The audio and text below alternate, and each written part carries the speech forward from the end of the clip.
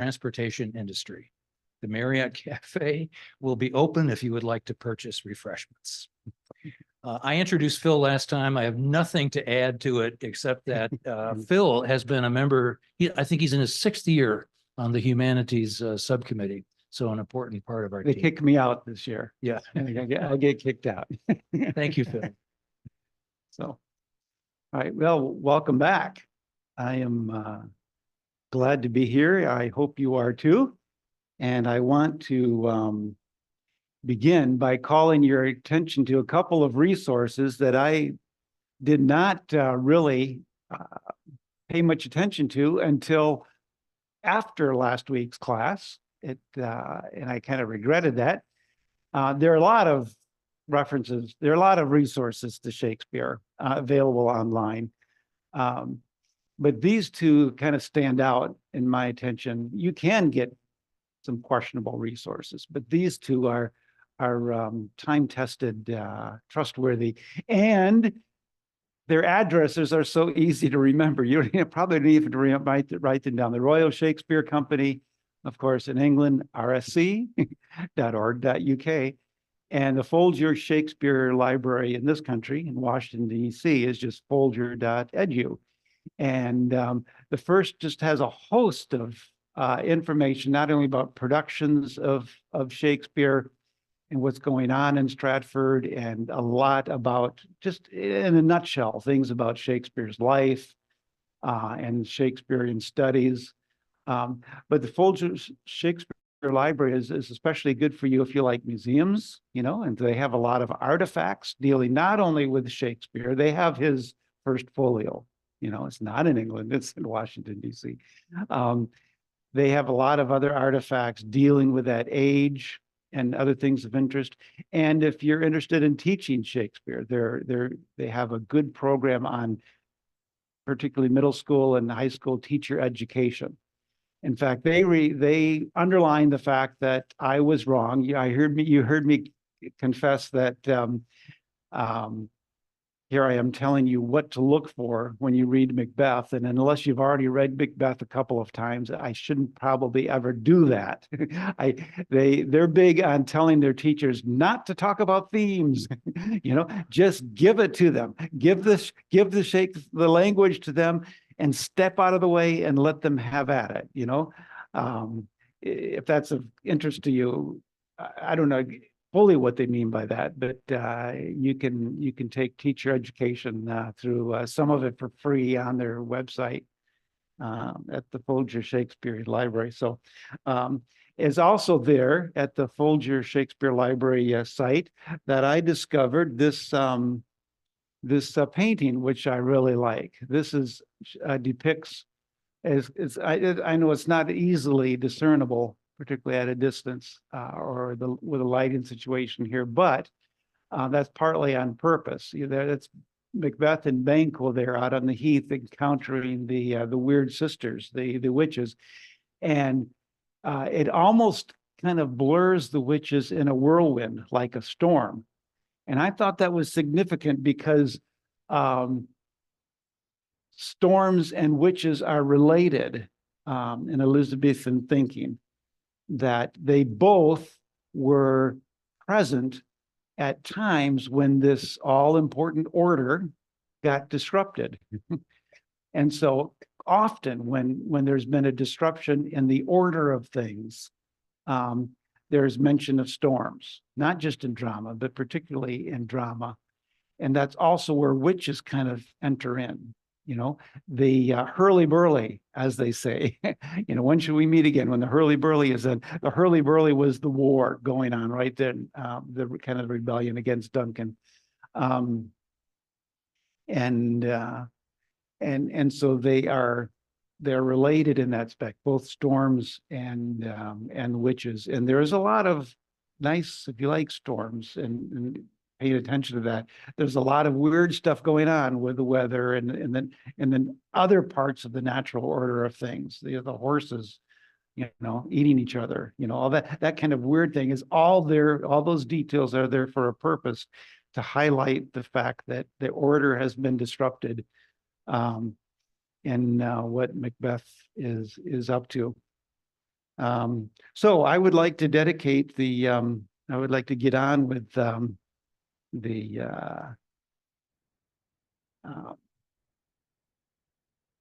feedback, the response to reading Macbeth, and give the full first half hour to your observations, your insights and questions, whether or not they have to do with time and the perception of time. If they do, that's fine, but they don't have to. There's so much in Macbeth that if your only takeaway from this experience with reading Shakespeare is this theme of time, then I've done a disservice. So even if you don't have any great insights or anything to share, keep your ears open, because you're likely to hear something that will trigger something in you, and a thought that you can pursue, or an image you can pursue from this time honored. This is just 2 classes, on Macbeth, but it's not meant to be your only experience of the play. So Doug will bring around the microphone if anyone would like to offer something, and it can be a question, but an insight or an observation. Yes. This is related to time, I think. The witches really are involved in predicting things, and they're predicting them almost in the form of riddles, because they're easily misunderstood. And throughout the play, I think that Macbeth and other characters maybe come to realize that what these witches had predicted is maybe likely to come to be. So it's a story about, do you trust these witches or don't you? And they're part of the supernatural. And then there are natural emotions and willpower that intervenes as well. But it's an interesting mix of prophecy and history. And it has raised questions for people about whether is what the witches say predetermined? Is that fate? Is that Calvinism, which is inserting itself into England at that time? Or are the witches saying what they're saying in order to tempt Macbeth into committing the murder? So I don't think Shakespeare settles that for us. So good. Yeah. Next, yes. I read the Oxford edition of this, and other things I've read had so many footnotes and things, and this edition had none. And so I just read it like I was reading whatever, and it flowed so much better than having all these little things stuck in all over the place that were going to give you extra insights. But I didn't have any trouble following it. So it was interesting. I like that, not having so many little things to give you clues about stuff, and just reading it in the language that is was much more pleasant. Good. Thank you for that testimony. I want to talk about last week. You talked about the. Okay. Last week we talked about the Trevor Nunn video edition of Macbeth. I watched it yesterday. I was not impressed. Oh, okay. That's okay. Well, the problem to me is that the video edition, they used the stage on which the Royal Shakespeare Company did this. They used the same costumes, but what they did, I mean, it was an English teacher's dream, but in terms of a performance for someone who did not know the play, it was silly. I mean, they did all of this with close-ups of the principals, so that you got a dramatic addition of talking heads. You did not get a feeling that this had anything to do with theater. Yes. There was no movement. Now I've seen lots of that stuff. It lends itself to the Greeks very well, but on a stage where people are moving. I mean, I have seen a whole play where the principal person got called away because of a death in the family, and the director read the part in a pair of jeans and a sweatshirt, and everybody else in costume, because his lead had gone off to a funeral. But this will be my 67th year at Stratford, Ontario. So I've seen a lot. But this was not the way a person who went to Stratford upon Avon Mhm. and watched this play would have seen it. So if all you want are the lines, they're there, but it's not Macbeth. Right.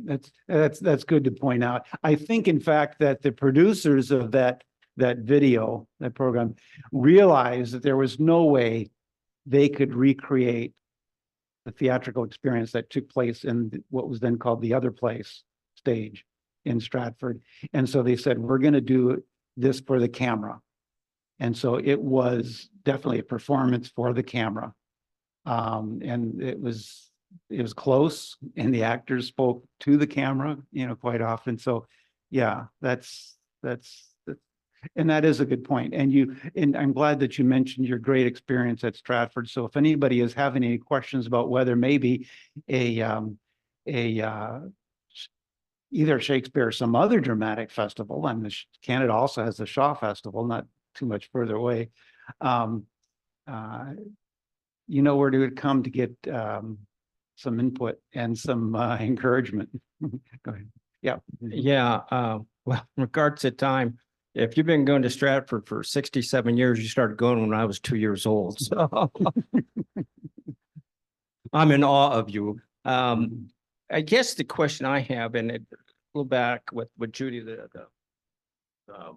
the witches tempting them, or was it they were just prophesizing? In other words, you said Calvinism predestination, and I was doing some Googling, and I was reading an article by Joseph Pierce. Don't know you. He's a Catholic and into Catholic literature, and he makes a case that Shakespeare was Catholic, which I would found hard to believe, because if he was Catholic, he'd probably been in the Tower of London getting, hung or something, quartered.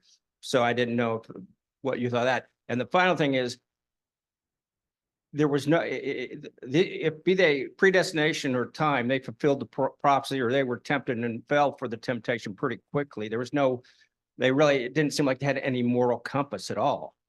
It was like, oh yeah, okay, that's what I'm supposed to do, or yeah, that's a good idea. And they went and, assassinated the king. There was no time lapse like it, should I, don't I, it was automatic. So. Okay, we'll get into that a little bit. As far as Shakespeare's Catholicism goes, if you read Will Greenblatt's Will in the World, you will get an idea of how that might be possible, that Shakespeare had Catholic persuasion in that big debate, because it was a big hot debate, and it was dangerous to be a Catholic. But if you look at the plays, there's no way you're going to prove that Shakespeare was Catholic. There's no way you're going to prove that Shakespeare was Christian. He does a very good job of not preaching anything, showing his hand at all. And he certainly, if he did have leanings toward Catholicism, he certainly did not let that interfere with his relationship and duties and obligations to Protestant monarchs. So he's a very good example of not putting himself that way into his plays. So anyway, yeah. Mm-hmm. Actually, can I make one quick comment? I almost felt like what Mark said, that like you said, you didn't see his character, or you didn't see these moral lapses. It's almost like the prophecy of the witches gave him permission to do and bring out the worst in him. Mm-hmm. And then just with regards to time, I kept trying to figure out whether months had lapsed or it was a week. And I kept trying to see when people were going to sleep. I had the Right. same feeling. When I read it, and I've read it a couple of times, it's like this took place in a couple of days and it was over, and yet it couldn't have gone that fast. No. And the comment, one of the comments I read in one of the commentaries was, just lost my train of thought. I'll come back to it. Just to comment on the Folger.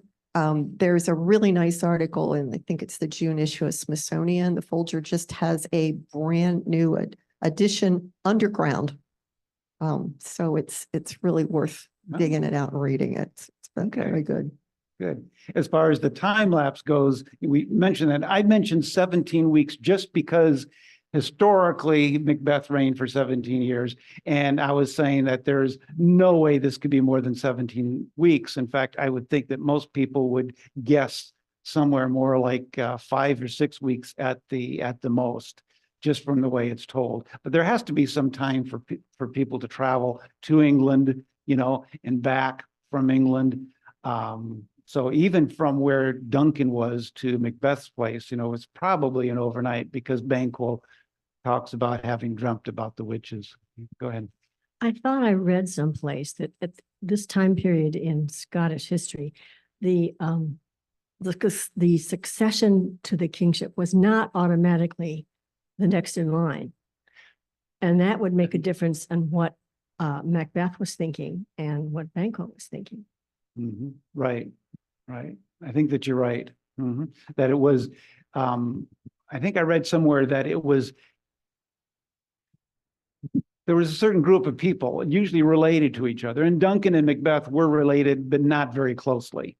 He calls him a cousin, but cousin could mean any relative, you know, distant or close. It wasn't necessarily close. Yeah, that is worth considering if you're looking into the history behind this. Yep. I was just thinking, this is probably a modern view. I was thinking of the witches as sort of the representative of Macbeth's inner turmoil and temptations and the struggle to, you know, he had, you know, to do what he was well thought of, you know, that was risking that to do what he did, et cetera, et cetera. So, and then there was a line, I think, I can't find, a man is a master of his, let's see, let every man be master of his time. So, so in a sense, he was trying to figure out when and what to do. Right. And I'm glad you used that word modern, because some people haven't begun to, they thought it was really cool to interpret Macbeth that way, that these, as somebody once said, witches only appear to those who conjure them up, you know. So so it was very trendy at one time to depict these as only parts of Macbeth. Others have said, well, you can do that, but that's really going against Shakespeare's grain. In Shakespeare's day and Shakespeare's thinking, that's not the way you thought of witches. They were real players in this whole worldview. So people have kind of shied away from that kind of interpretation to say, oh, what was Shakespeare himself leading to us to think? Anyway. I got my thought back. The thing I picked up was that the thought is we may not have the entire play of Macbeth. I think it was performed in 1606. It wasn't published until 1623. And then in the folio, not the quarto. So there may be things that are missing. There may be things that other authors added, like Hecat's speech. So that would warp the time, because it's so short compared to some of his other things, that we may not have everything. And talking about Macbeth on DVD, my husband came home from the library with a copy of one, and after 20 minutes, we were on page 2 of the play because we had to have the battle, and it was more about what was on the screen versus Shakespeare. When the witches spoke, you could barely hear them. And I thought, I've had enough of this. Let's move on to something else. So it's interesting to see what other directors do with the play to try to distract you from, because they think you're not going to understand the words. And when I think of Shakespeare, I think of the words and the power of his language, and not a bloody sport on stage, because a lot of the action doesn't occur on stage. You don't see a lot of death and blood and gore. The central murder It's doesn't all take right. place It's on off stage. Right, And Lady Macbeth, she's Mhm. off stage. So right. there's a lot that you don't see, but of course the movie had to put it in because we're too stupid to understand that. Right. Would anybody want this play to go on longer? I kind of like its brevity. Yeah, I watched a BBC edition that had subtitles, Mhm. which I really appreciated because then you could get every word, and it seemed like Shakespeare's language was what they put on the screen, so it's good. Mhm. And the performance that we were talking about earlier from Stratford is on YouTube. You can get to see it free, but those subtitles to the closed caption, they get confused all the time. So you can't depend on YouTube captions unless they're, in the video itself, whatever. Anybody else have any revelation or a big question or stumbling block or? Yeah, I come from a different perspective because I've never appreciated Shakespeare, never made it through one of his plays at all because I didn't understand it and so on. So It's took a important that you're here. Yes, and this forced me to dig into it, but I started with a whole series of 10-minute summaries, some of them cartoons, all on Mhm. YouTube. Then I read through it in the modern English. Then I read through it in the old English. Then we watched one with Patrick Stewart that was set like in Second World War, Mhm. and then watched the one you recommended. Mhm. So it took me that often now to appreciate. I don't particularly like the play. It's really depressing, but it's one person's way into it that never had appreciated it all. So I really like the one you recommended, the video. Mhm. It helped me understand. And you're an inspiration. I mean, the way you tackled something that was foreign to you is anyway, go ahead. Did anybody really get into the gender issue? Thinking, boy, unsex me here, and did you notice how few women are there? Now, if we discount Hecate and the witches, because even Banquo questions their gender. We don't, they're kind of in a separate category. There are only 2 women in this play, and both of them die. At the end of the play, there are no women. And by the way, we're gonna talk about how there's resolution at the end of the play, and that's what everybody talks about, even more so than in some of Shakespeare's other tragedies. That things get restored, and yet one commentator in the great lecture series and the great whatever that is, the green ones, the DVDs or CDs. I won't remember his name, but he's talking about how people are beginning to question that. Look at Duncan. Was he really that great? Here he is hearing this report of Macbeth carving his way to one of the rebels, McDonald, I think it was his name. It wasn't the Thane Cotter, it was somebody else. Carving his way, which means he's just literally hewing through human flesh. And then he sticks his sword in the guy's gut, and rips him open all the way up to his chin. And Duncan says, "Oh, worthy Thane," and glorious Macbeth, what a man, is that world the one we want restored? And there's questions about Malcolm. He's trying to test Macduff. He wants to make sure Macduff really wants him. He wants to make sure Macduff is looking for true restoration and not just another fiend. And so he paints himself, as this despicable character, and Macduff is going along. That's okay. We can make provisions for your lust and your lechery and all of that kind of thing. Until it comes to a point we say, oh, no more. When he disrespects his own, father, he says, we can't have that. And so Malcolm says, oh, I was just leading you on, and some people said, well, he was really getting into that pretty strong. How much of that could be equivocation itself? How much of that could be true? Are we sure we want?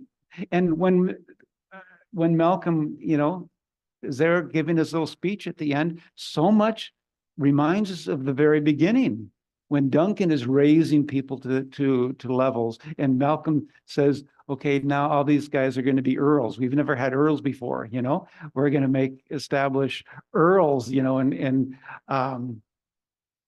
there's enough question there, to and Macduff, is he that much of a hero? Did his wife have some solid points when she said he's a traitor? He's left his wife and his family, his babes, as everybody refers to his Macduff's kids, he's left them defenseless, off on this mission to save the nation. He will sacrifice his family. How are we to feel about that? Anyway, I got off course. You're supposed to be offering your comments. Yes. A comment from online. Oh. I was struck by how quickly Macbeth decided to kill Duncan after hearing the witch's predictions. Then I thought about Shakespeare's goal of presenting the story to the audience. Time is a constraint. Mm-hmm. That's good. We're gonna get into that when we finally get around to time, but we're not in a hurry. Yeah, on the video that I watched at the very end, there were two men, and it seemed like the two brothers looking at each other, and whether the one younger brother wanted the older brother to take over. I don't know. There was a lot of eye contact going back and forth. Are you really going to do it? Are you going to take over? Are you going to be king? And I don't know if that was the two brothers or who. Was kind of confused at that point, but there was a lot of there's some tension there. Who was actually going to take over? Okay, yeah, and I'm not sure that I have the scene you have in mind, in my mind. Yeah, The only that's the very end, and after Macduff is killed, then they proclaim they're going to have the new king, and the person that said he was all those bad things, Malcolm, is stepping forward, but then another person is looking at him, and they're looking back and forth. Is this really going to happen? And it was a little confusing. Yeah, it's as far as I know, the other son of Duncan, so Malcolm's brother, is gone early on. They do have a very interesting conversation between the two of them before they flee. They're worried about they're gonna be targeted, and either by the same person who killed their father, or they're going to be seen as suspicious, as behind this. Anybody can feign their grief for their parent, so they decided to just get it back out of the picture. Donalbain goes to Ireland and never comes back into the plot. Oh, okay. Banquo's son has a very Flance, right? Or Flance. Anything else? Anybody get into the let's see, what we're talking about, gender being there, and well, I won't try to put thoughts into your mind, except now. We're going to shift. We're going to shift and begin. That didn't get enlarged in it says the perception of the pace of time. I thought that might be a little bit clearer description of what I was getting at in that early paper I wrote years and years ago after seeing the production in Stratford. And I want to take you through a little bit of some of these scenes have come up already, but I want to take you through kind of the foundation of what was in my mind, or what I see as significant time-wise in this play. We started last week by talking about Macbeth recognizing at the end of the play that even though he started the play a few weeks earlier as a young man, he's now an old man. He talks about himself being in the yellow leaf, he's a withered tree now, and he can't enjoy the things that normally come with old age. So I wanted to go back to the beginning and show how that image of ourselves as in an organic sense, as in this case, a tree, is something that Shakespeare introduced right at the beginning, because Duncan says to Macbeth, after he's rewarding Macbeth for his accomplishments in the war, Duncan says, "I have begun to plant thee and will labor to make thee full of growing." So that not only gives us an indication that Macbeth was a young man, a relatively young man, as the play begins, because you wouldn't talk this way to an old man. But it also introduces this image of time as natural growth. The perception of time we have from observing nature. We talk about the patience of a farmer. A farmer does not rip up the plant to see how the roots are coming. You got to just trust that it's going to sprout, and that things are going to happen the way they're supposed to happen. That image, I think, is significant to pay attention to, and it's something that Malcolm, when he has garnered his troops in England, is making his push towards Scotland, declares Macbeth is ripe for shaking, so that that image is still in play, and that's before even Macbeth himself recognizes that he's in the yellow leaf. Now, Macbeth, at the beginning of the play, is aware of this natural order of time, the way things are supposed to progress. He says out on the heath yet, in presence of Banquo, after their major encounter with the weird sisters, "If chance will have me king, why chance may crown me without my stir." I don't need anything. Don't need anything to do anything. If this prophecy is true, I don't need to do anything to become king. And then Banquo has a line, a couple lines, and then Macbeth comes back. This is still an aside to himself. "Come what may, time and the hour runs through the roughest day." So don't worry about it. Let time proceed as it wants, as it will. Now, this does not mean that we lay all the blame at the feet of Lady Macbeth into changing his mind, because as somebody noticed, someone who emailed in or texted in her comment from online, Macbeth's immediate reaction to the prophecy is to go to the idea of murder. That thought immediately comes to him, but it scares him. If you go back and look at that scene again, it scares him. He's troubled. His heart is beating. He doesn't know what to do with that. And so it's something he struggles with, but it is there right from the start. This idea that, I can do Duncan in. Lady Macbeth, but he has this conscience that he's fighting with, and Lady Macbeth, as an illustration of how well their marriage is suited, how well they belong to each other. She knows him. She predicts this.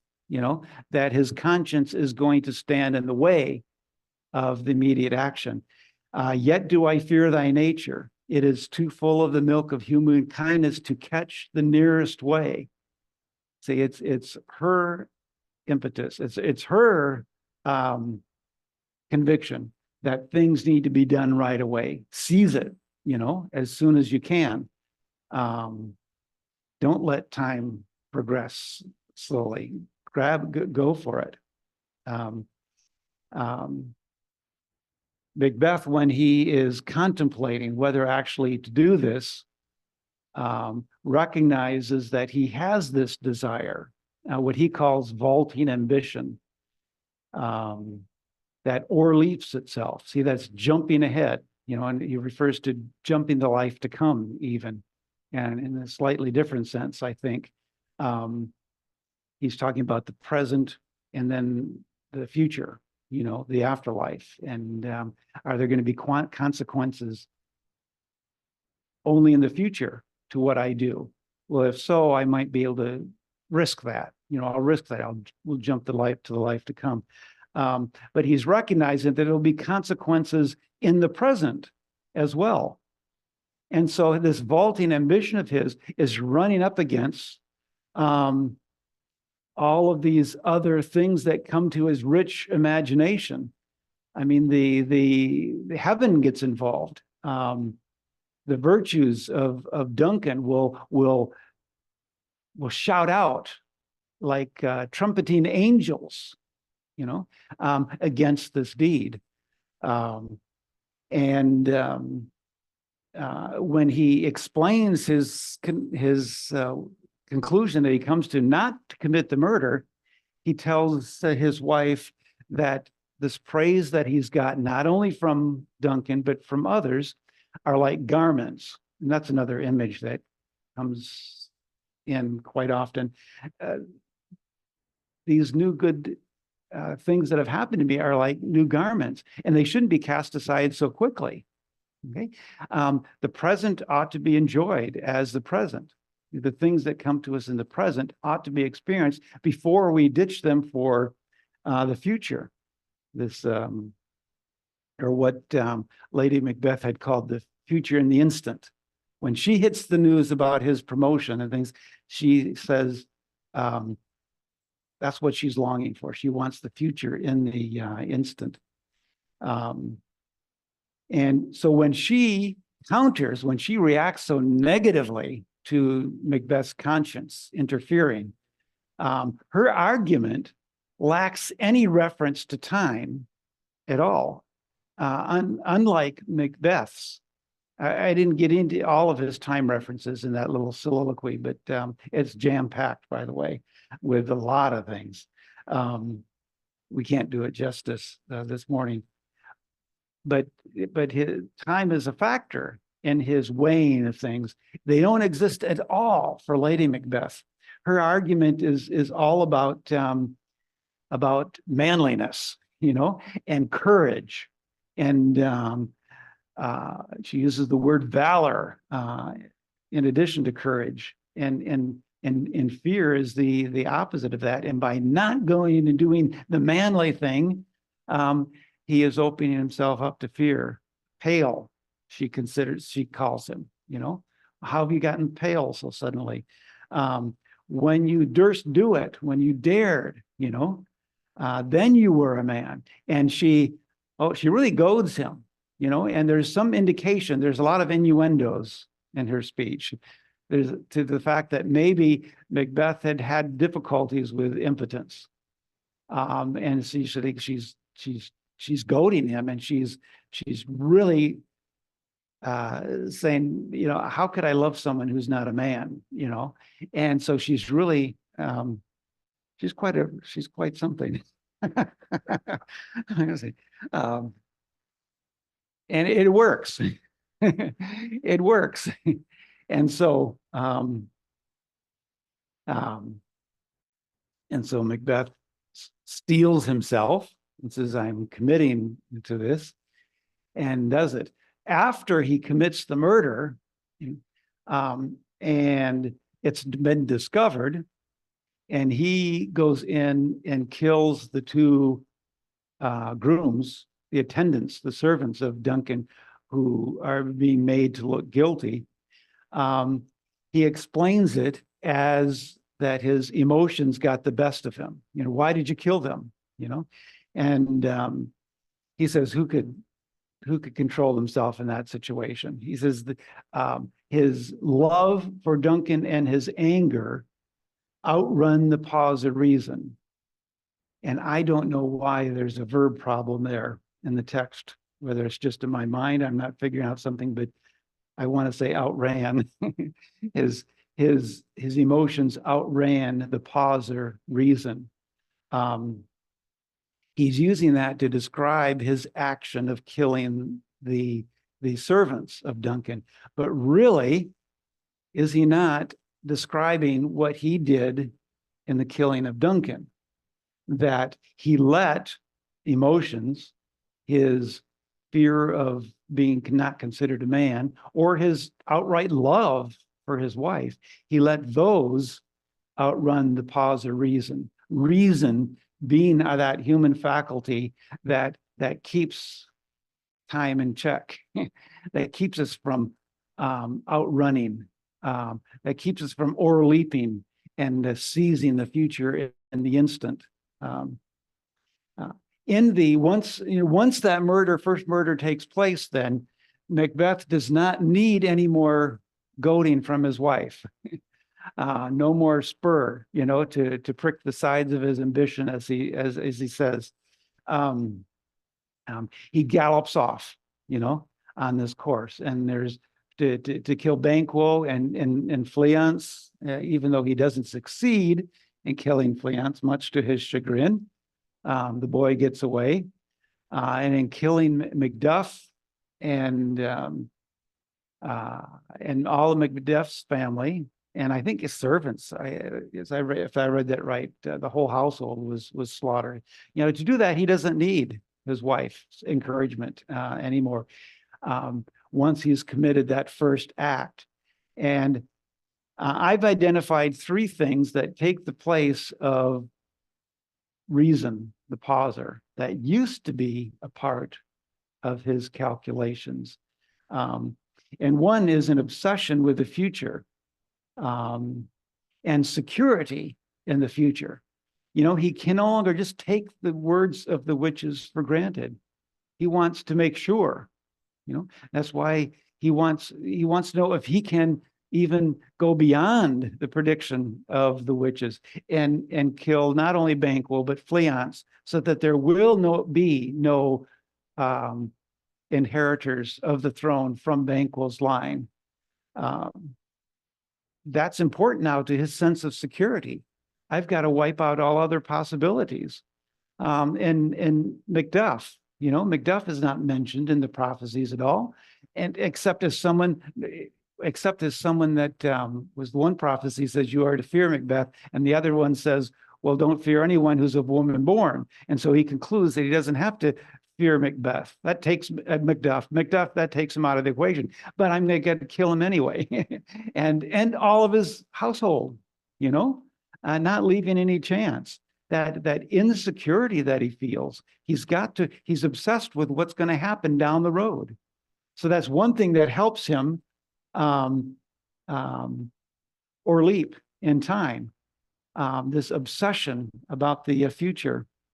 And I suppose we could say, as observers, again, a little bit of a lack of attention to the present and to the past.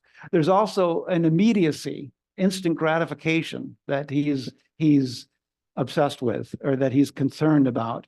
He has a line there when he's talking about his decision to kill Macduff and his family. The very firstlings of my heart shall be the firstlings of my hand. Okay. As soon as something comes to me to do, I'm going to do it. I'm not going to actually do it. The desire to do it is no longer enough.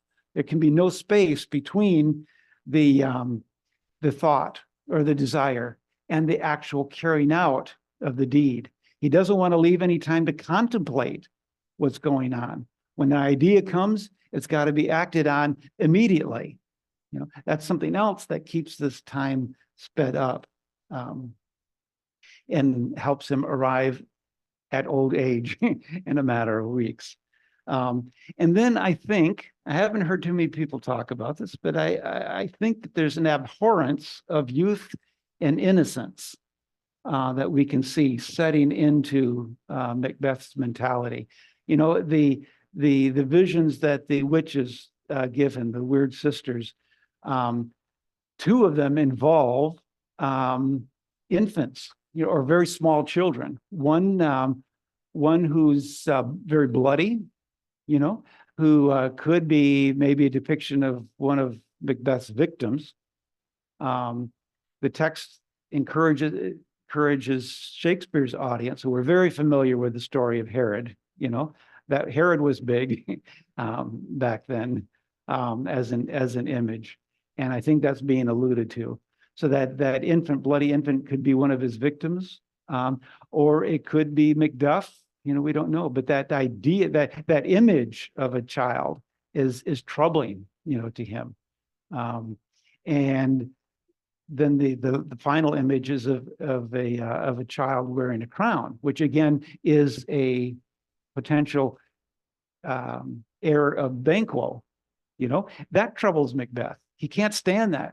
Take these images away from me. He's in physical pain.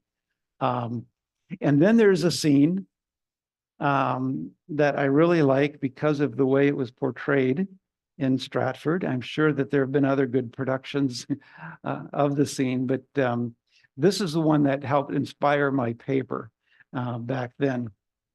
It's Act 5, Scene 3. Okay. And Macbeth has just gotten some more reports, and he says, no more reports. I don't want, the people are acting out of fear. This is when their army is advancing on Dunsinane. He's got nothing to fear because of the weird sisters. And so he's reacting against all of these people saying, oh, they're coming, they're coming. That kind of thing throws him off. And then a servant enters. And as far as I know, all of the texts just refer to this as a servant. But in the Stratford production in 1976, the same boy who played Fleance comes back, doubles as the servant. So he's fairly young, which makes sense to me when I read this text. Listen to all the ways in which Macbeth refers to the color of the boy's face, because pale faces were more associated with children, the white innocence. In most productions I've seen, Lady Macbeth and her son, and if there are other children in the scene who don't speak, they also are all dressed in white. Okay, that's natural. But listen to Macbeth's attitude. This is line 11 or 12. It says 11, when the servant first enters. And the first words of Macbeth are, "The devil damn thee black, thou cream-faced loon. Where gotst thou that goose look?" Okay, something's going on here. He's having an emotional reaction just to the very presence of this young servant. And the servant says, "There is 10,000. Geese, villain?" And making fun of him here and of the color of the goose. "Soldiers, sir. Go prick thy face and overred thy fear, thou lily-livered boy. What soldiers, Patch? Death of thy soul. Those linen cheeks of thine are counselors to fear. What soldiers, whey-face?" Again, another image of whiteness. "The English force, so please you. Take thy face hence." Okay. And in the Stratford edition, referring to Macbeth, at that point, actually he's got a dagger in his hand. He slices the boy's face right across the cheek, and with a stage dagger that leaves a trail of blood. So he's really portraying actually what he said: over prick thy face with red, overred thy face. Go prick thy face and overred thy fear. Don't reveal that color anymore, that color that reminds Macbeth of what his wife called him when he changed his mind. She called him pale. And so that has become abhorrent to him. He detests anything that reminds him of that, not only that innocence, but I think also the youth that represent that innocence in the play. So now I want to give you an image for what we've seen gone on with time. This reaction against the natural order of time and an acceptance of an acceleration into old age. I want to depict a time as a boulder on the top, precariously perched on the top of a mountain. You know, and you know what gravity can do in that situation. If there is enough, like apparently at the time here, you know, there's enough roughness to the ground, maybe even a rock or two that inhibits the rock from going, but tilt it just a little bit more and we know what's going to happen. I'm going to depict this graphically now. The boulder represents time, okay? Now I put in some distance between where time is right now and the actual precipice. And so I'm going to let the murder represent the act of moving that boulder of time to the precipice. And so that's all that Macbeth has got to do, okay, to start this ball rolling, is to commit the murder. In other words, move the boulder to the precipice. The discovery of the murder is actually what starts the ball rolling, but Macbeth has got to get it to the precipice by committing this act of murder. He's got a pry bar to help him. Okay. Don't take my analogy too far. I don't know why yet the time can be represented as static at the beginning. That doesn't work for me, but no analogy is perfect. But Macbeth has got one pry bar to commit that murder, to move the boulder to the, and that's his vaulting ambition. Okay. And that in his soliloquy that comes into conflict with Duncan's virtues, etc., and all of that. And it only gets him, his vaulting ambition only gets him so far. His desire for the murder and the consequence of the murder, the throne, only gets him so far. You know, it doesn't, he ends that soliloquy by saying, I have no spur to prick the sides of my intent. So there the boulder budged a bit, but didn't get very far. Lady Macbeth comes in as a dutiful wife and provides another pry bar. She had predicted this would happen, you know, and in one of her earlier speeches, she talks about come thick night, and over darken the situation. She gets to a point where she's saying there could be a gap in the curtain where heaven peeks in and cries, hold, hold.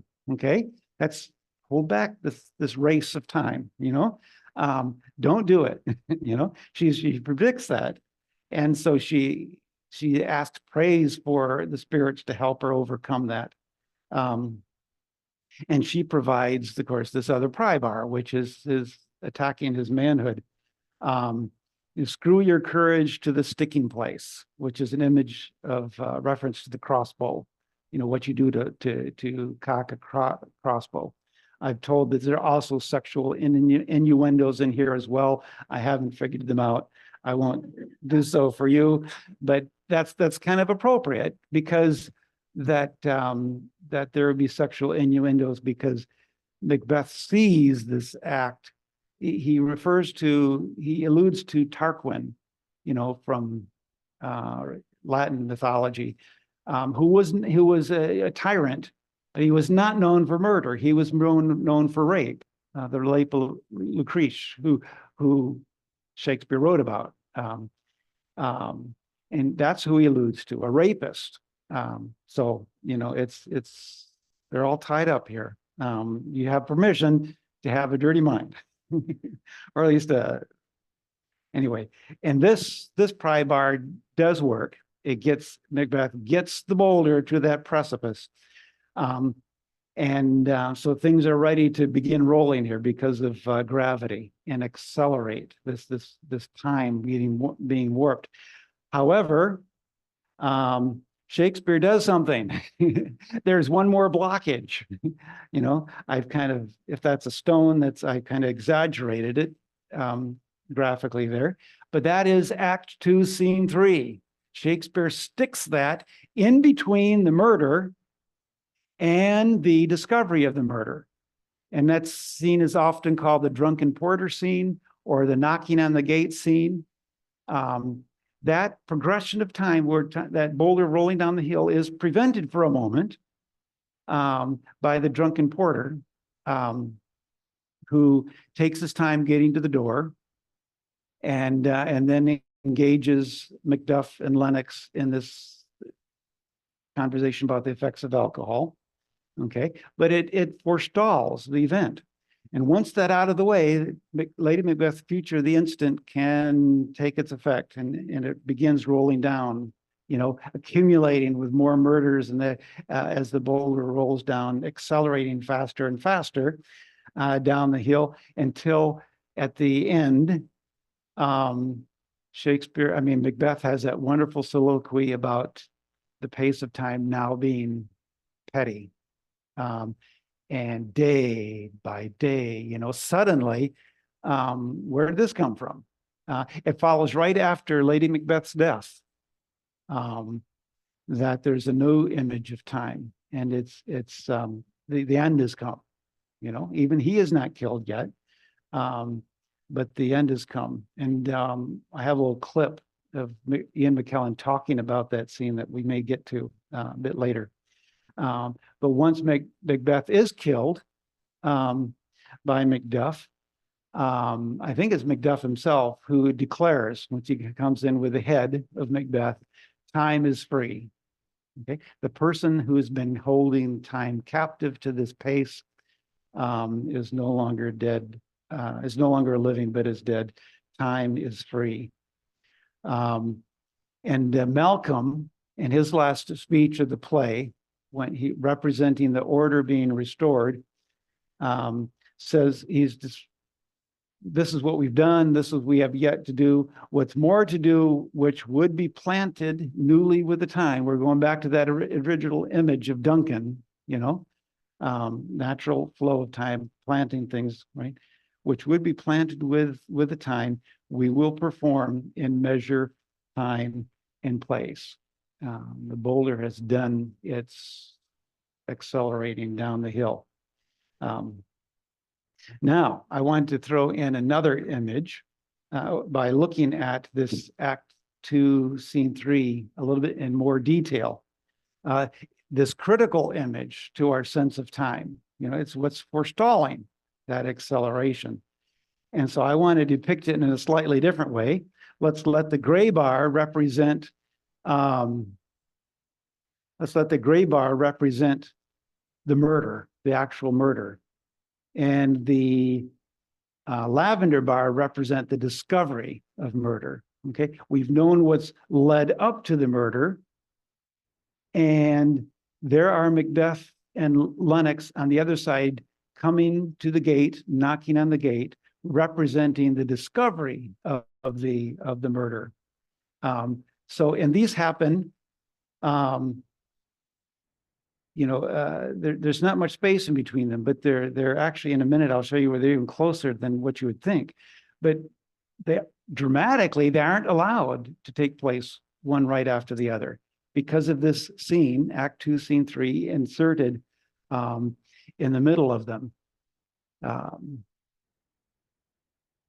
And that, when you do that, you create a lot of dramatic tension. I want to go back a minute and just talk about the importance of an essay that was written at the end of the 19th century, toward the end of the 19th century, by someone named Thomas De Quincey, because a lot of people have been thinking that this scene is just thrown in as a filler. You know, the actors have got to get the blood washed off their hands, before the others can come in. And so some people even said Shakespeare probably just gave it over to actors to ad lib something, and De Quincey kind of put that completely to rest by showing how that is critically important dramatically. That represents a suspension in time by pulling these two things apart something has been created here that is suspension in time. And he says that the purpose of that is to, one, allow this transformation of Macbeth's character, his mind, from someone with a conscience to somebody without a conscience, you know, but has also allowed us as an audience to identify with Macbeth, which has got to happen if this play is going to work. And it's a difficult challenge. Shakespeare is not asking us to sympathize with Macbeth as a person, but to have that amount of sympathy that a protagonist needs. We have to at least begin to see things from Macbeth's point of view if we are to learn anything, or we are to engage with this. Otherwise, it's a complete waste of time, you know? Go to King Lear, you know, if you want your tragedy. So that's the purpose that De Quincey saw in it. I see a little bit more from the point of view of being a part of a dramatic arch. There's a tension created in the scene by pulling those two things apart. And they actually overlap because remember the knocking on the door is heard by Macbeth and Lady Macbeth when their hands are still red. So we know what's going to happen we know what that knocking is about, you know. We sense it, you know, and hurry up, get that blood washed off your hands. That identification is already beginning to set in.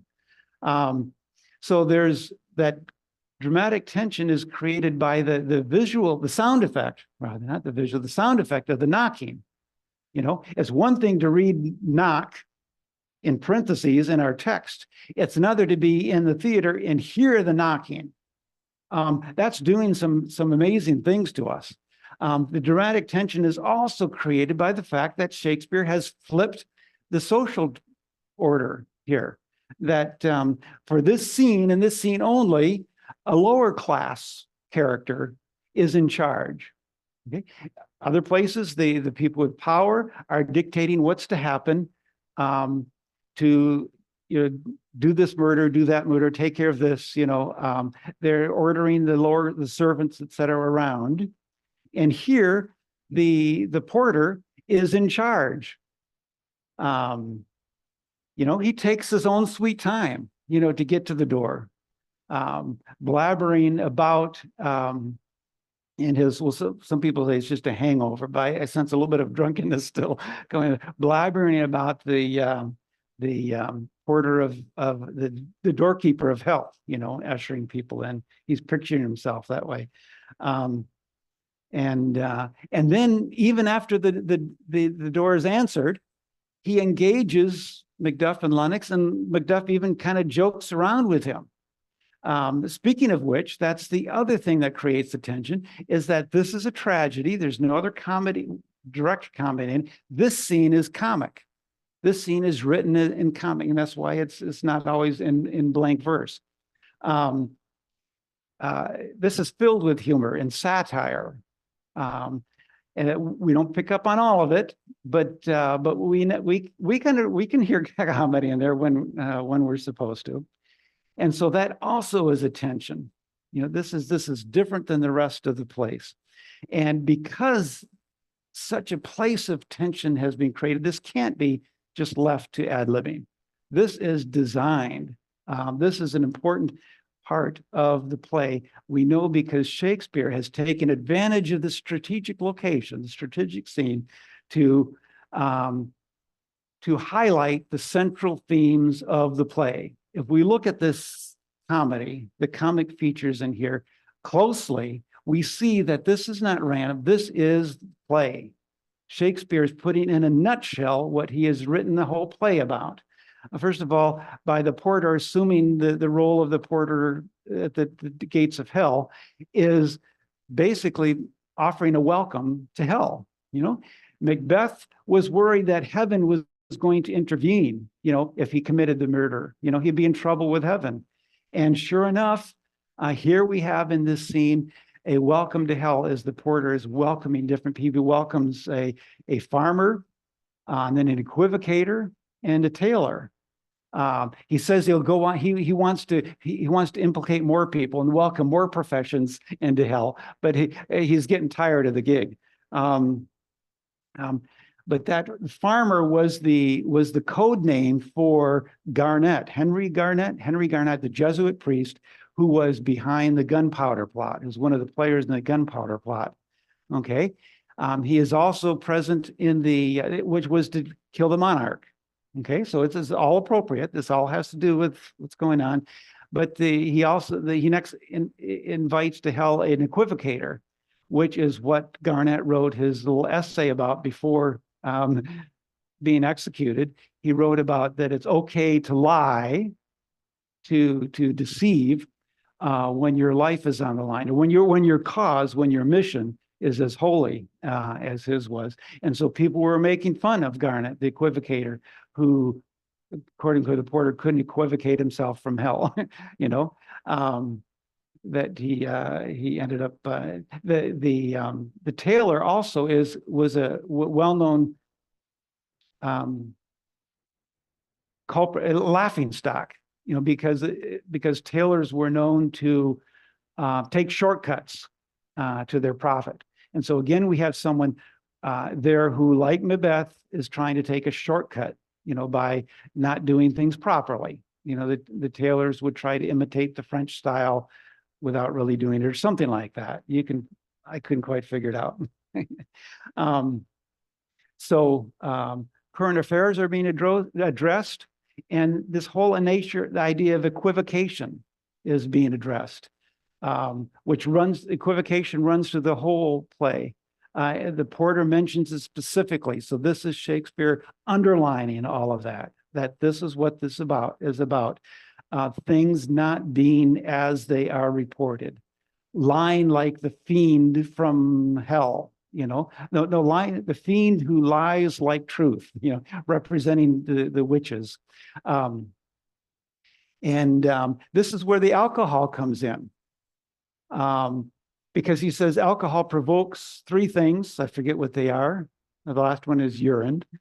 Nose painting. It turns your red nose, and sleep, and then urine. And then he says, lechery, sir. I was going to read this whole thing. I'm not going to.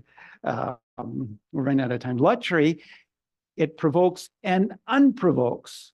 And so therefore, alcohol is the equivocator when it comes to lechery. It gives you the desire, but takes away the performance. I get my drift. Okay. And it spurs you on, but then it takes you off again. In the Stratford production I've been referring to, the actor who plays the Porter is wearing a cap, much like mine here, except mine is in a little bit better shape than his was, as I recall. But he rolls it up. He takes it off and rolls it up into a phallic shape. Okay? All right? And then he holds it lower in front of him and in the appropriate place, and shows us exactly what that text means about alcohol causing you to stand to and not stand to. So there's no question. Now, I'd like to have demonstrated this to you, but I know this is being recorded. Haps may get in trouble, and I may never be allowed to teach again. But it's not me. Okay, I want to say this. It's Shakespeare, and it's the Royal Shakespeare Company. It's the actor or the Trevor Nunn, whoever did that. Okay. But it's exactly what was meant by the scene. And it exactly is what happens in the play. Okay. Macbeth is set on. He's spurred on. He's encouraged by this prediction of the witches. He's made to stand to by this prediction. It turns him on. It triggers his lust and desire. At the same time, that prediction has the seeds of his demise. It's what causes his downfall. Someone untimely ripped, someone not from a woman born. And it's the army that grabs the boughs of the forest, you know, to hide themselves as they come up. That's what does him in. It's the same thing. It's the equivocation of the witches, the fiend that lies like truth. I do want to get to a little bit in our remaining time to what this says about our own perception of time. This is my excuse for putting out a theme there, even though Folger says you shouldn't teach Shakespeare that way. I want to make it a little bit relevant in some regard. Jan Cott wrote a book called Shakespeare, Our Contemporary. And I don't know if this is, I couldn't tell from my notes if this is a direct quote or not, but this is the essence of what she says. We don't need to decipher Shakespeare in order to make him relevant. We need to make Shakespeare relevant in order to decipher him. In other words, if Ben Jonson was right that Shakespeare was not of an age, but for all time, then we have got to take our life circumstances and bring them to Shakespeare, not only to help us understand our time, but to understand what it was about Shakespeare, what he was saying that was so timelessness, that was so true to the core of who we are. You know, what connects us, our world, with his world. If it was true that he could tap into that, then we need to pay attention to the relationship between our world and Shakespeare's world in order to understand something about what Shakespeare is getting at here. It will be something that's true to both of us. So I began thinking about my diagrams, and I cannot put them two together anymore. They don't work that way. But this image of a boulder rolling down a hill on its own suggests something to me. I don't know if it does to you, but it suggests something about the flow of time. I'm assuming that humans, I could be wrong, I'm assuming that humans have always sensed that time flies faster the older we get. You know, and then there's some other things that can adjust it and vary it. But there is a sense in which we as a culture are sensing time moving faster. It was Alvin Toffler, who, and I forget, I think it was in the 60s, who wrote Future Shock. Anyone remember that title? Alvin Toffler's Future Shock. And his point was that time is moving faster in the sense that the world is changing quicker and quicker. It took us a long time to get from an agrarian culture to an industrial culture, you know, but more recently, those changes have been happening more rapidly, and it's got to have an effect on us, on our psyches. Toffler, if you were writing today, it would be, I mean, he'd be preaching to the choir. I mean, there is that general sense, and that our world is changing more rapidly than we could have ever, you know, imagined. And I'm wondering whether this idea of a boulder rolling down a hill is something that we need to pay attention to. That is something that accurately reflects where we are. I'm not convinced of anything yet. For me, though, it's easy to identify this acceleration of time with technology, because that's the most, even beyond all other changes in science, scientific discoveries in our machinery and all of that. It's this technology age that we're in that is helping time to move faster and faster. And I know technology is an easy target there, but in terms of this play, are we fully grasping our danger or not? Or am I just, are things going to settle out on their own, you know, if I don't worry about it?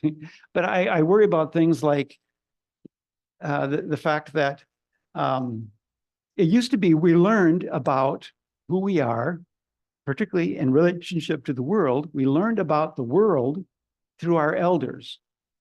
You know, we can't go into the world blankly. You know, we need to be ushered into the world through initiation rites and through conversations with our parents and our grandparents or other elders. They are the ones who help us identify what the world is and where our place in it is going to be. Well, we can't do that anymore. We as elders can't usher someone into our world because it's not the same world. We don't know the world that we're in. You know, it's different than last year's world. Things are moving so quickly. So how does this natural human interaction take place if time is accelerating that quickly? And I just heard that report about AI already. They're already discovering that whereas artificial intelligence was supposed to help humans in their work, they're now deciding that, wait a minute, AI is taking jobs away from people and now redefining other people's jobs so that they are serving AI. Their new job is to serve AI to make things easier for artificial intelligence to work. You know, I could give other illustrations where I think computers have already taken over. I mean, what's important now is the computer. I tried to buy a 6-pack on Saturday. I was going to be eating pizza, and I don't buy a whole lot of beer, you know, in the store at least. I hadn't in a while since I had a little snafu with my ID, my driver's license, that I've had to go back twice to the state place there, you know, on 8th Street because it doesn't come in the mail. Well, I found out I couldn't buy this alcohol. I couldn't convince them that I was over 21. You know, and I thought of all these ways to do that. Quiz me on world events, you know, and it doesn't matter whether I can convince them or not, because what has to be convinced is the computer. And the computer won't be convinced until my ID is valid. So they gave up. They gave up at family fare the cost of a 6-pack of Bell's Oberon because the computer's in charge. They aren't in charge anymore. Sorry, they said. Here's my Medicare card. No, it doesn't matter. Okay. Anyway, there are also things that we could look at in terms of this space, you know, in time, that this doesn't really exist in our situation because the ball is already rolling down the hill. But is there a space in time, a suspension in time that there can be in a drama? A suspension of time. Are we in a place where we critically ought to be making some observations and discoveries? Is there a tipping point? Are there tipping points that are, you know, this equivocation as a theme and is part of this scene that Shakespeare used for this scene to talk about equivocation. What are our problems with equivocation? You know, aren't we talking about the fact that we can't, there's no such thing. We have to decide whose facts we're going to follow. You know, what is true and what is not true. It's getting so bad that it's hard to believe anything. And how are we going to get anywhere if no one gives credence to anybody else? You know, is there a tipping point there? As Lady Macduff's young son, you know, very young son, still being bounced down the knee, is able to see this, you know, and she talks about traitors and all liars are traitors, and must be hanged. And he points out the fact that, well, if there are more liars and traitors than there are honest people, who's going to do the hanging? Won't the liars and traitors just hang up the honest people instead? You know, is there a tipping point in this problem of knowing what's true and you know, can we trust courts anymore or anything like that? What are we going to do if we cross that tipping point? We can make this a spiritual thing too. You know, now that Buddhism has made more of a impact on our culture, we're thinking about things like how to live in the present moment. You know, is that the great evil for us as far as this boulder of time rolling down the hill, that it gets harder to live in the present moment? And that's what we need to slow down time. I don't know, I'm just throwing out some questions, the places that we could be going. Anyway,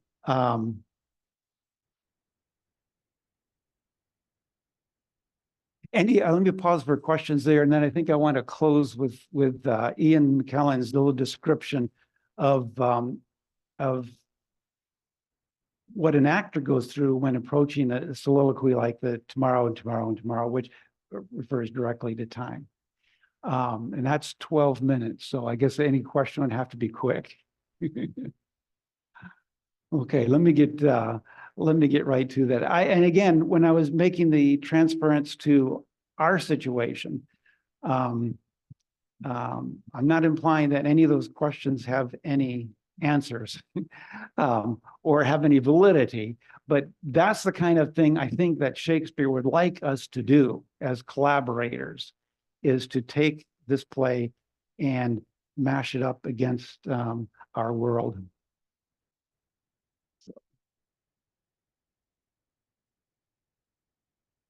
And then again, I may not be able to get this to go. There we go. Okay. This is just 3 years, about 2.5 years after the production in Stratford and even that we've been talking about.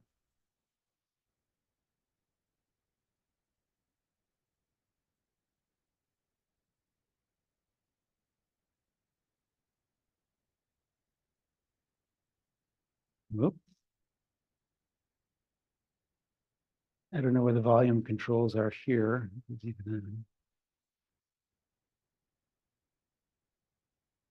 was working earlier. Sounds would cast themselves. I saw Maurizio Pollini play late Beethoven's sonata recently, and I had a strange feeling for. Do you know how to up? Miraculous seconds that I didn't. Do you know how to up the volume? Putting the music into the piano, or whether he was taking it out of the piano, and acting at its best. Shakespeare, I think, is of that nature, that the actor is the playwright and the character simultaneously. This can only be achieved by the actor having total awareness of all the complexities of Shakespeare. So if we take a speech like Macbeth's last soliloquy, tomorrow and tomorrow and tomorrow, which, to crudely summarize, is a description of total blackness, total despair, that life is finite. It isn't enough just to say that and put that quality of despair into the voice and just hope it and just follow the rhythms.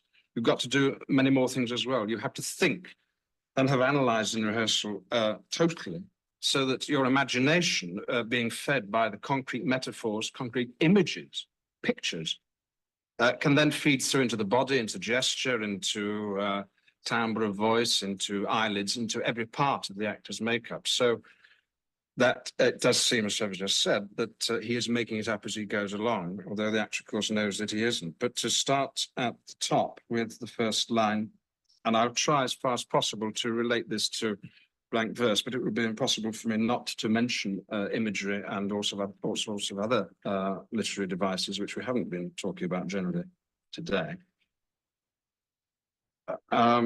Satan says to Macbeth, "The queen, my lord, is dead."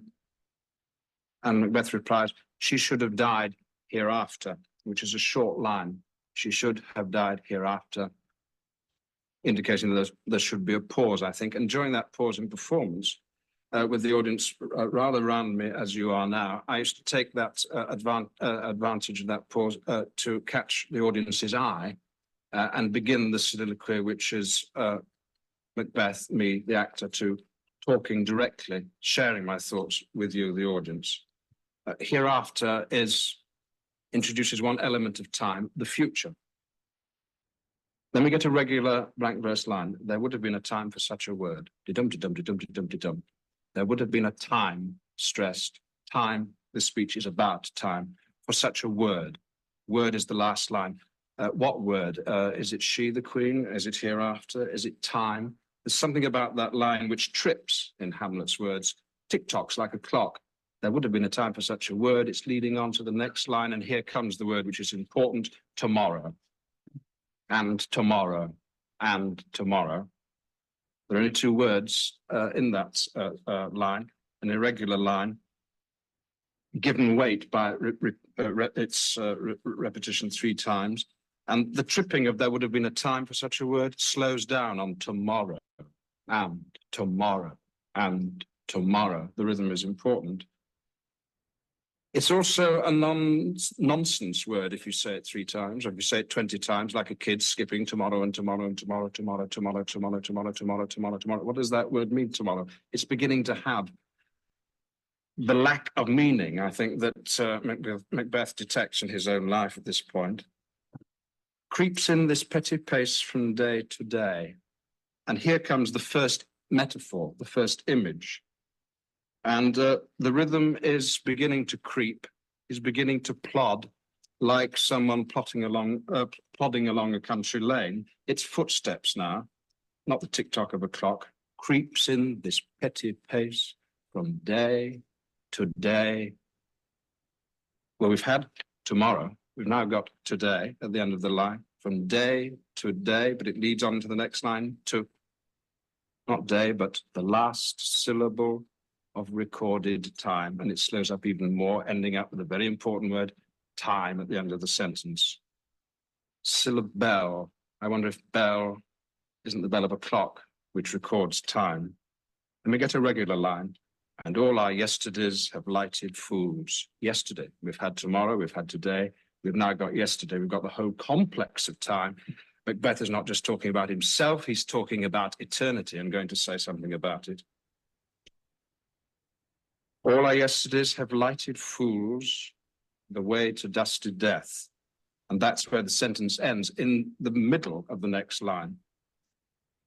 But one has to carry on and speak it as a line and a half. All our yesterdays have lighted fools the way to dusty death. What is the image there that I must have clearly in my mind so that I can get the right emotion of despair? It's what? It's a fool walking along a dusty path, plodding, creeping with petty pace.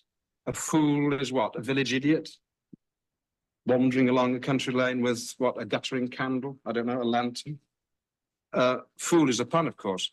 Fools, like Lear's fool, Feste, in Twelfth Night, are professional entertainers. That will be relevant in a moment. And I have to contain in my mind, as I say the word fool, that it is a pun. See 2 sorts of fools. That line is completed with the shock of the harsh rhythm of out, out, brief candle. The fool's candle has caught a gust of wind and is blown out, and he collapses into a dusty death in the unmade road of Elizabethan England. The last candle or light we saw in the play is Lady Macbeth's candle, which she was carrying in her sleepwalking scene, and she is dead. It's Lady Macbeth's death which is being talked about in the speech. It is the fool's death, village idiot's death. It's going to be Macbeth's death. It's going to be everybody's death. It's at this time, about this time that Shakespeare wrote Macbeth, that candles were being used in indoor theatres. And that may be relevant too when we get onto the next line, which is life's but a walking shadow. Walking gentleman is a phrase we still use in the theatre, meaning someone who is available in any company to walk on and play a meagre part. He's the lowliest member of a company. But life is not even a walking gentleman. He's a walking shadow, less than even the meanest player. And the line is completed by a poor player. Life's but a walking shadow, a poor player that struts and frets his hour upon the stage. And although Macbeth is talking about time, about life, Shakespeare is making those vast varsity concepts, very concrete, very particular, not just to Macbeth himself, but to the actor who is playing Macbeth, because we're now talking about players and the audience who know they are an audience, know that McKellen playing Macbeth is an actor. They are beginning to be drawn into Macbeth's dilemma as Macbeth relates it to a player, to an actor. That's a regular line that struts and frets his hour upon the stage. And we're reminded perhaps of the King Cambyses and Marlovian regular verse and people who do stamp out the rhythm as they parade. That struts and frets his hour, a concept of time, upon the stage, and then is heard no more. End of sentence, end of thought. Middle of the line, however. It is a tale told by an idiot. Idiot reaches back into the fool who was walking along the country lane with a candle that went out. Full of sound and fury, end of line. And the last line is signifying nothing.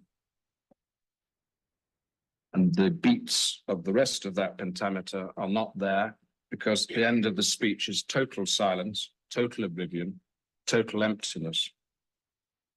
So much one could say about it, but just let me run through the last lines of the last words of each line, and you will see that they add up to what the speech is all about. Hereafter, word, tomorrow, today, time, fools, candle, player, stage, tale, fury, nothing. I must have all that in my mind as I'm going through it. Not so that you, the audience, can understand those complexities, because I'm not giving a lecture. I think the poetry and the rhythm and all those devices that Shakespeare uses are not for the audience's benefit.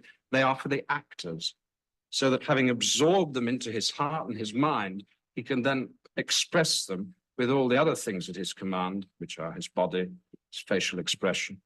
And if the production is working well, the way the production is blocked, is arranged, the way the scenery is painted, and the way the lights are lit.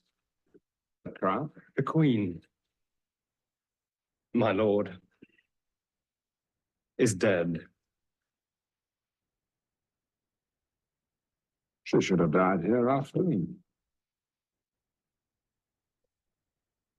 There would have been a time for such a word.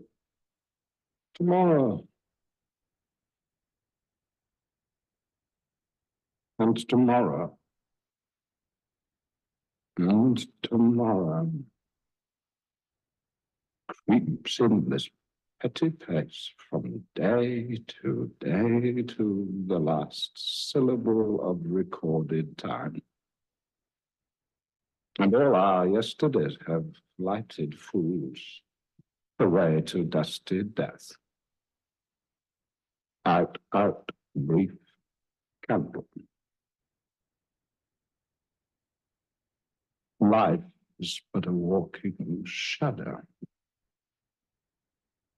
A poor player that struts and frets his hour upon the stage, and then is heard no more. It is a tale told by an idiot, full of sound and fury, signifying nothing.